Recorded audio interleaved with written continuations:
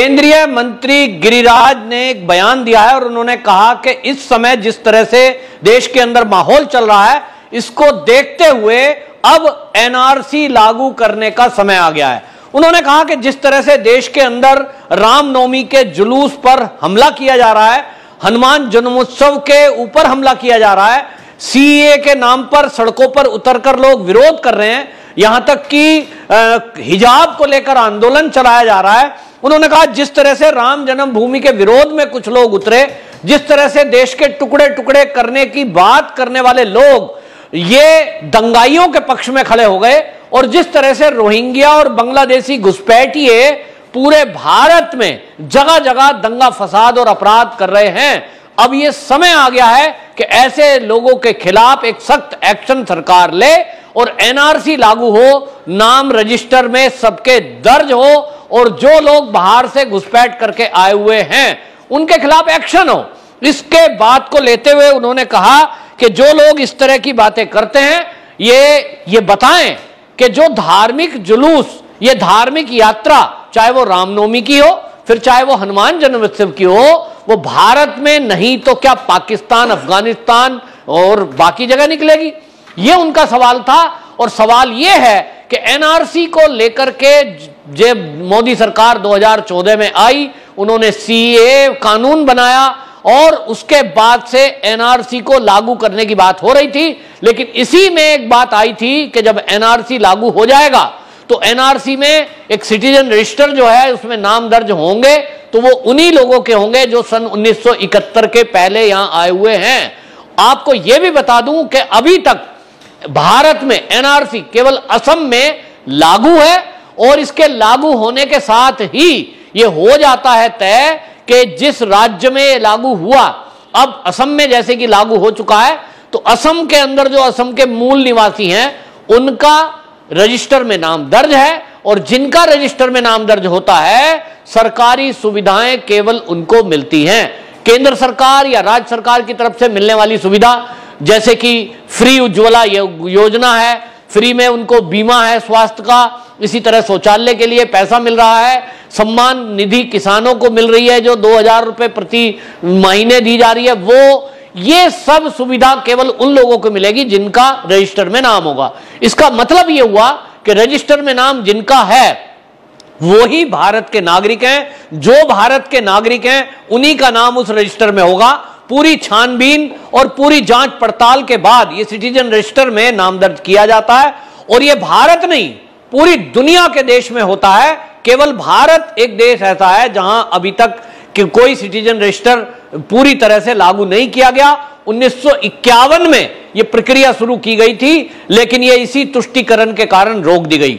2014 के बाद से मोदी सरकार आई और इस पर काम शुरू किया, लेकिन हमने देखा कि जैसे ही एनआरसी की बात शुरू हुई, ये जो देश का विपक्ष है जिसमें ममता बनर्जी हो गई, कम्युनिस्ट हैं, कांग्रेस है, ये सब के सब विरोध में खड़े हो गए और धमकी देने लगे मोदी सरकार को कि यदि इसको लागू किया गया तो इसके परिणाम ठीक नहीं होंगे। इसका मतलब क्या है? इसका मतलब यह हुआ कि जो 3 करोड़ बांग्लादेशी घुसपैठी और रोहिंग्या हमारे भारत में अवैध रूप से रह रहे हैं, यह विपक्ष उनको यहां नागरिकता देना चाहता है। यानी जिस तरह से अब काम चल रहा है वो चलता रहे। इसका मतलब क्या है? इसका मतलब यह है कि जो महीने में 2 बार केंद्र सरकार राशन दे रही है, एक बार केंद्र की तरफ से, एक बार राज्य की तरफ से, इसी तरह फ्री आवास योजना के तहत मकान दिए जा रहे हैं, इसी तरह शौचालय बनाने के लिए धन दिया जा रहा है, फ्री में बीमा दिया जा रहा है। ये जितनी योजना मिल रही है वो अरबों रुपया उन लोगों के ऊपर भी खर्च इस समय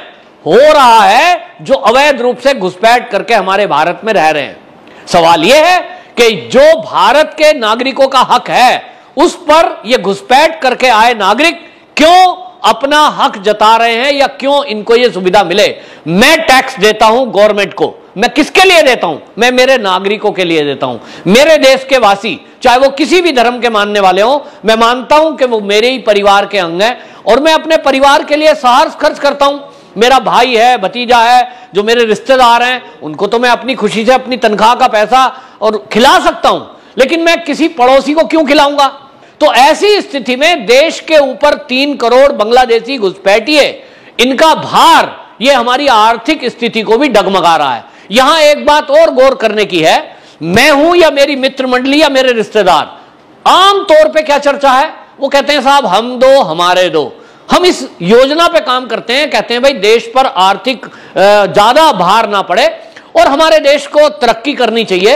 हमारी जनसंख्या पहले ही इतनी हो चुकी है कि 150 करोड़ को पार कर चुके हैं हम, तो इसलिए लोग कहते हैं कि भाई जनसंख्या का नियंत्रण किया जाए। लेकिन ये जो घुसपैठिए हैं, ये जो बांग्लादेश से आए हुए हैं, ये कुछ दिनों पहले तक कुछ केवल लाख थे, 1971 में कुछ लोग आए थे सीमा पार करके और हमने मानवता के नाम पर इनको रखा, लेकिन आज 3 करोड़ की संख्या को ये पार कर चुके हैं। और योजना क्या है इनकी? योजना है कि धीरे धीरे इस भारत पे फिर से अपना कब्जा कर लें। इस नियत से ये अपनी जनसंख्या को बड़ी तेजी से बढ़ा रहे हैं। जो आंकड़े हैं, और सरकारी आंकड़ों को छोड़ दें, अगर प्राइवेट तरीके से देखें, इनकी आप बस्ती को देखिए, झुग्गी को देखिए, एक एक परिवार में 20-20 बच्चे।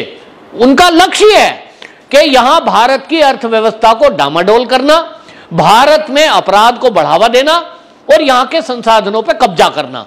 ये इनके 20 बच्चे होंगे तो क्या करेंगे, केवल एक बोरी टाट की ला करके उन्हें दे देते हैं, सुबह सुबह कूड़ा बीनने निकल जाओ। किसी का घर के बाहर कोई बाल्टी, कोई मग्गा, कुछ चम्मच, कुछ पड़ी है, उठा के ले आओ।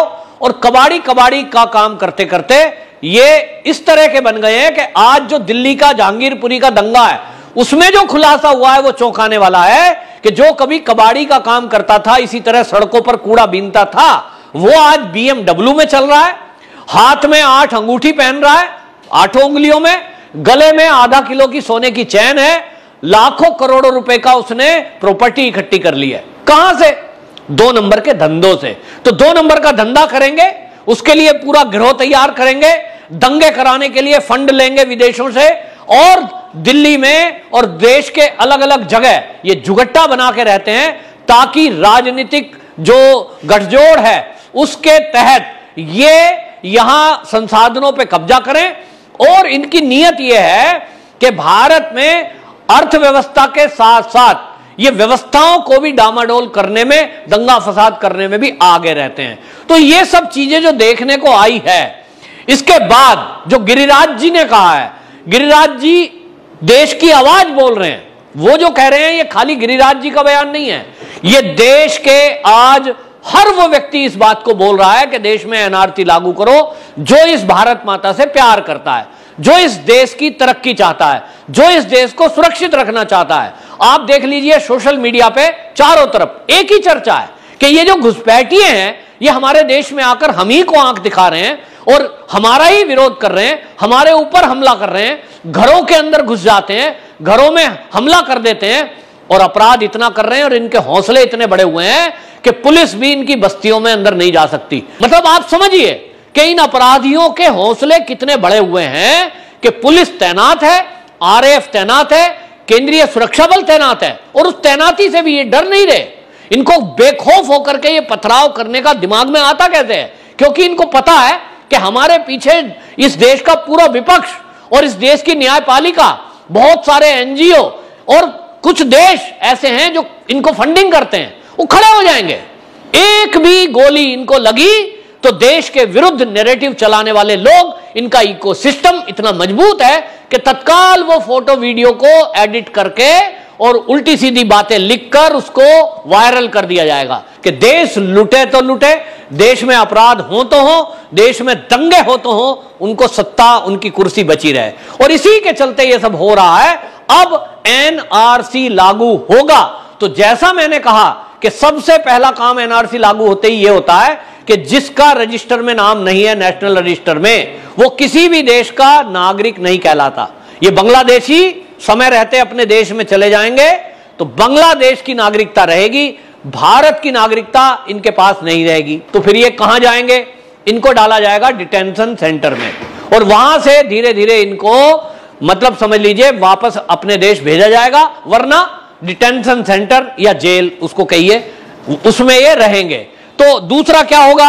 इसी तरह से इनको वोट डालने का अधिकार नहीं होगा। सबसे बड़ी बात कि ये जो लोग हैं रजिस्टर में जिसका नाम है, वोटर लिस्ट को इससे जोड़ा जाएगा और इन सबके पास फर्जी आधार कार्ड आज इनके पास हैं। तो अब रजिस्टर जब बनेगा वो, नेशनल रजिस्टर एनआरसी, उसके बाद तो वोट वही डालेगा जिसका एनआरसी में नाम है, नेशनल सिटीजन रजिस्टर में जिसका नाम है वही वोट डालेगा, उसी को राशन मिलेगा, उसी को सरकारी स्कूल में बच्चों को एडमिशन मिलेगा, उसी को सरकारी अस्पताल में फ्री का इलाज मिलेगा, दूसरों को नहीं मिलेगा। इसका मतलब यह हुआ कि इसके बाद जो बांग्लादेशी घुसपैठिए जिनकी संख्या 3 करोड़ है वो भारत में रह तो रहेंगे लेकिन उनको कोई सरकारी सुविधा नहीं मिलेगी, और निश्चित रूप से फिर जब नहीं मिलेगी, वोट डालने का अधिकार नहीं होगा, तो जो राजनीतिक पार्टियां आज इनके हित में खड़ी हुई हैं, इनके पीछे खड़े होने का ड्रामा कर रही हैं, उनका मकसद क्या है? उनका मकसद है इनकी वोट लेना और वोट लेकर के गद्दी हासिल करना। जब वोट नहीं दे पाएंगे, वोट बैंक इन पार्टियों का खिसक जाएगा, उसके बाद आप देखना कोई इनके साथ खड़ा नहीं होगा कि भाई वोट तो है ही नहीं इनकी, फिर इनके पीछे क्यों खड़े हो। तो जो गिरिराज जी ने कहा है वो निश्चित रूप से घुसपैठियों के लिए होगा, और आप देखेंगे कि अभी ये घोषणा हुई है, अभी केवल गिरिराज जी ने चर्चा की है, अभी इस पर काम होना बाकी है, लेकिन आप देखेंगे देश का विपक्ष किस तरह से इस एनआरसी का विरोध करेगा, जबकि पूरी दुनिया में उनके देश का एक रजिस्टर होता है जिसमें नागरिकों के सब डाटा दर्ज होते हैं। तो भारत में क्यों नहीं दर्ज हो, यह विपक्ष से सवाल है, और कोई इसका उत्तर दे सकता है तो दे। वंदे मातरम।